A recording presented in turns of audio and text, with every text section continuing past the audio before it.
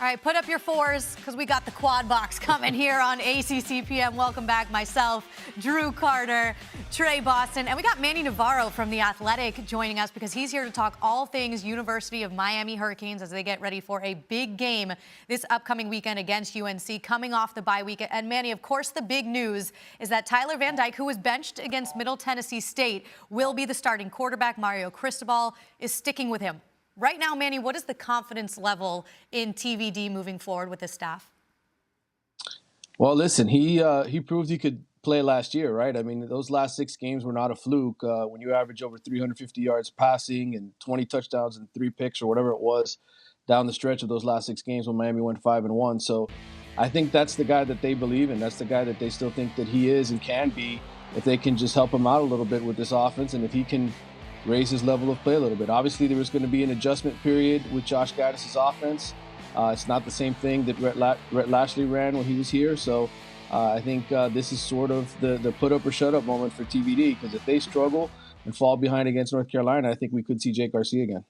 Manny, you were dropping some great numbers in an article you posted to The Athletic today. Go read that if you haven't. If you're not subscribed to The Athletic, fix that, yes, and then go read Manny Navarro. TVD, you said, in the last 6 games last year, 300-plus yards and 3 touchdowns in every one. This year, he's averaging 200 yards a game through the air. I know it's a new offensive staff, but what is different about Tyler Van Dyke this year?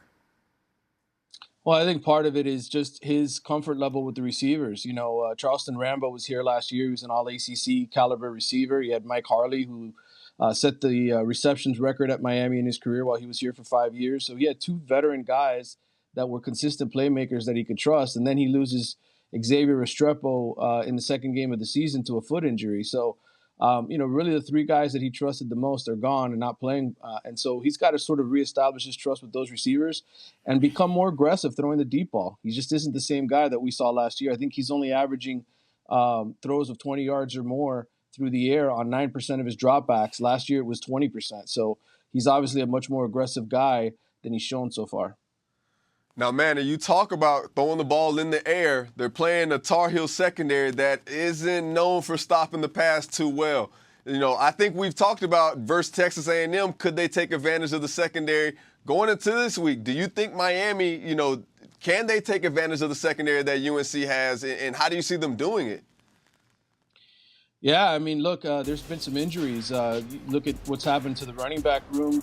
Jalen Knighton and Henry Parrish, 2 of their better running backs, have been knocked out. So I think they've got no choice to sort of go out there and throw the football around. We don't know what their status is going into this game. And not only that, but Elijah Arroyo, who started 3 games at tight end alongside Will Mallory when they go with those double tight end sets, he's out this week as well. So I think, they've kind of got no choice but to throw the ball to the receivers and get those guys to produce. I think the good news is Frank Latson, the transfer from Clemson, had his best game of the season against Middle Tennessee State. Looked like he took a step forward. Yeah, so I want to touch on that because, like you mentioned, there's no Charleston Rambo. There's no Mike Harley. Will Mallory's hurt. Xavier Restrepo is hurt. So who is the guy then, Manny? Who's the guy that you're looking at on this offense? Hey, you got to step up and help this guy out in TVD. Yeah, I think Keyshawn Smith and Frank Latson, those are the 2 guys. I mean, Keyshawn's had his moments. He started 12 games last year. He was a part of this offense. And at times, he's gotten deep for some big plays. You go back to that Middle Tennessee State game when Jake Garcia came in. Immediately, Jake went down the field to Keyshawn, and he's a guy that can go up and get that ball. So I think those 2 guys in particular. And then, Will Mallory, it's kind of been hit and miss with him all season. Yes, he's been battling through injury.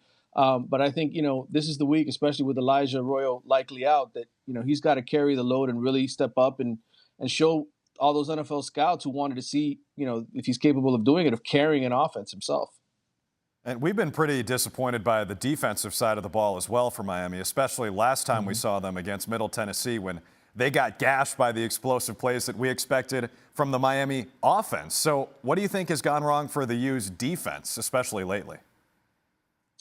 Yeah, those 4 big plays you go back to against Middle Tennessee State were just blown coverages, guys missing tackles, the kind of stuff that we've seen a little bit too far often in the last few years with Miami, just giving up the big play. And you go back to last year's game against North Carolina, it was kind of the same deal. Sam Howell you're showing the highlights now, he was just running and creating plays with his legs and I know that this week, Kevin Steele, Miami's defensive coordinator, he compared, their young quarterback Drake May to Josh Allen of the Buffalo Bills because of how explosive he can be with his legs. So it's going to be a big challenge for this defense to try to stop Drake May and what this UNC offense is doing. They're very, very good.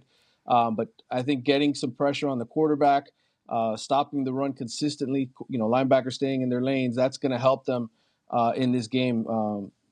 I don't know. I think this North Carolina offense is going to put up a lot of points. Coming off the bye week that they just came off of, going versus UNC that you said they can take advantage of their defense and they look forward to switching it up. But, where do you think after this week, or how important do you think this week is, for Miami moving forward? Yeah, it's a huge week. And really, I think the biggest thing is going to be Tyler Van Dyke and how he performs in this game, because if he loses the starting job to Jake Garcia, if he just comes out and struggles, you kind of hit the reset button on the whole season. Because I think the reason all of us sports writers picked Miami to win the division this year is because he was coming back and we had seen the quarterback that he was those last 6 games of last season. And so unless this offense sort of recaptures its ways and is able to put up points, I think this could very well spiral into, a quote unquote rebuilding year for Mario Cristobal in year 1.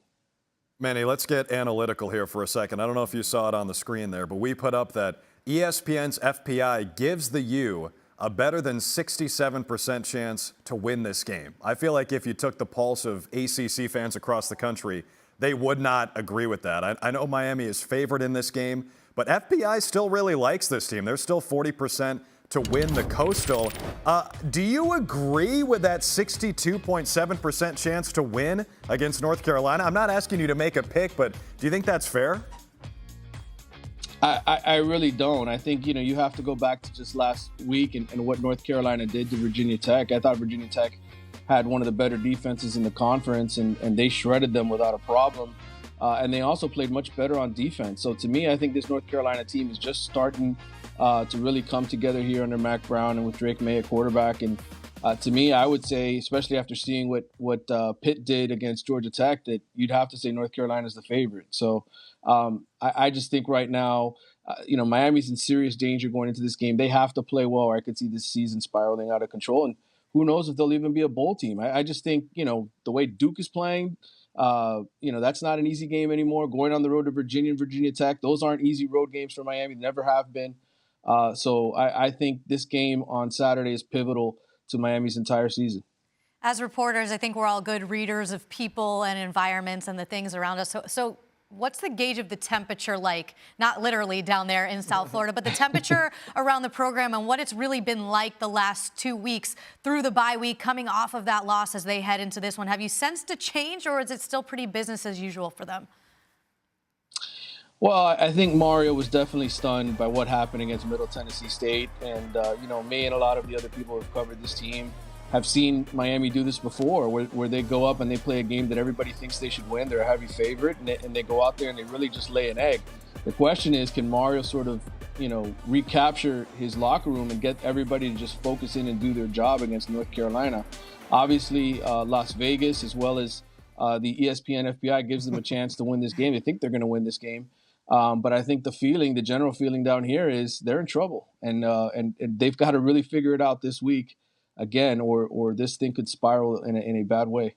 I do have one question for you, because you mentioned, hey, if this does start to spiral, there's potential you could see a Jake Garcia, and I don't even want to go there yet because Tyler Van Dyke is still the leading man. But I do want to know from you, for people who don't know anything about Jake Garcia, they just see some of the numbers. He came in relief against Middle Tennessee State. What does Jake Garcia bring to the table to this team if we do, in fact, have to see him moving forward? Well, he's got much more of a gunslinger mentality. Jake is a guy who played in a couple different high schools out in California. Then he came over to Georgia during the pandemic and I think led his team to a state championship there as well. And so he's a guy who's very aggressive. Before he got hurt last year, I thought he was going to be in a quarterback battle for the starting job with Tyler Van Dyke, and then he ends up getting hurt against Central Connecticut State, out for the rest of the year, and Tyler just sort of took over. But I think a lot of people were excited when Miami signed him, and he's got that gunslinger mentality. He showed it right away when he came in against Middle Tennessee State. He threw some deep balls, drew some flags, defensive pass interference penalties. So I think if Miami makes a switch, you're going to see a guy who's going to be launching more deep balls probably than Tyler Van Dyke. Now, Manny, when you talk about launching the ball, do you think that's something that Miami needs at quarterback? Do they need somebody who, doesn't have a repertoire of being the guy who could just let loose and just be that gunslinger per se that you're saying? Or do you, again, for you, do you stick with a Tyler Van Dyke that has the most upside and potential on that roster? Yeah, I think it just, coming off of that last game and the way that game ended, I think Tyler deserves one more opportunity to keep his job. And I think if he comes out and he plays well against North Carolina, win or lose, if he plays well and the offense has some rhythm to it, then I think he should keep the job. Because like you said, he's the guy maybe with the higher upside right now. Jake has a lot more to prove, hasn't played a ton. But I think if this offense struggles, and they need to make a change at halftime, then that's what Mario's going to have to do. I mean, you can't just give games away in the ACC. If Miami finds themselves in a hole and the offense isn't doing anything, he's going to have to go to Jake and hope that Jake is the answer. Manny, I feel like if you ask people in South Beach which football team would perform better this year, the U or the Dolphins, most people would have taken the U. Yes. I'm curious, though, from your perspective, being down there, it might be hard to answer this because you're in it every day covering Miami, but are people still talking about the Hurricanes, or are they kind of an afterthought now after the Dolphins?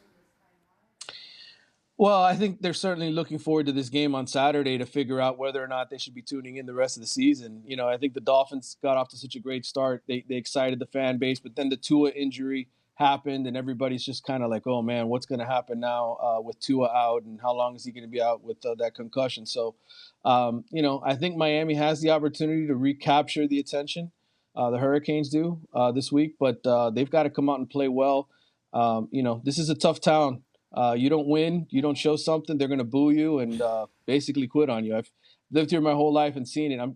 And Taylor's from down here herself. I'm sure she's seen it too. I know it full well. If you're not winning, those seats will be empty, and people will definitely be arriving late if they're unsure. That is definite. Okay, Manny, I want you to give your prediction for this game now that we've talked about it. Now that we're getting down to the wire against UNC, what do you think happens in this Miami game? We said the FPI, they're favored, but what do you think truly happens when the clock hits 0?